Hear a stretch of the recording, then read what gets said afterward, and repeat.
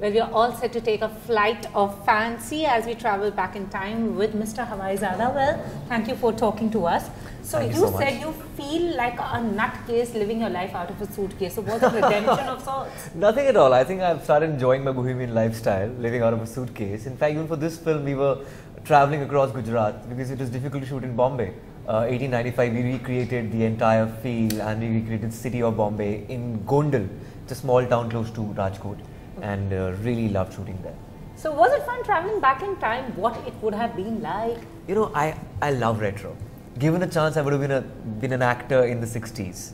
You know, I'm a huge Dev Anand, Kapoor and Dilip fan. And in fact, even in Shivkar's character, we've portrayed him to be a little charming, vulnerable, impulsive at the same time. So you'll get the glimpses of the actors of the yesteryears.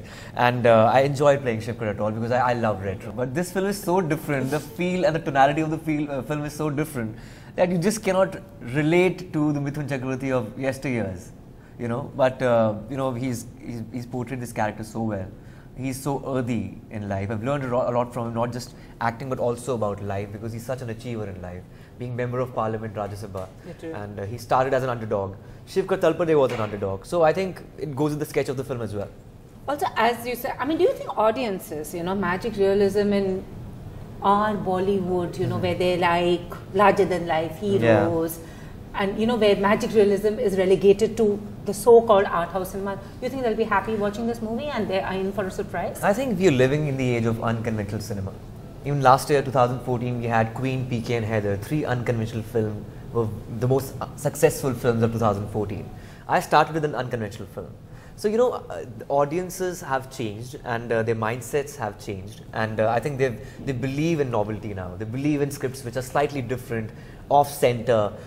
They are not accepting commercial cinema to the time, you know, there's a superstar there. Exactly. You know, so you either a superstar or your script is a superstar. So my script is a superstar. Okay, after Wiki Donor, you got associated as the Wiki Donor. Do you think somewhere you fell into the conventional trap? Like people like you not only Sala but not Bewakoofian, trip on Bewakoofian. Yeah. Bewakoofian had no edge, I think, but at the same time it was a very sweet story, I guess. So you don't think it was a Bewakoofi on your part? You cannot gauge that, you know, you cannot gauge the success of the film while you're doing it. But at the same time I realized that, you know, this is the age of unconventional cinema, as I said. My last 2 films were slightly conventional. They were slightly in the rom-comish zone. So Hawaizaada, I'm back with an unconventional film.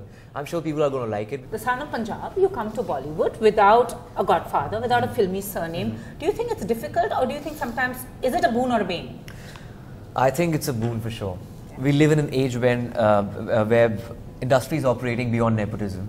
They are accepting outsiders. The fun of making your own mark is far crazier, far gratifying than, you know, living up to a surname.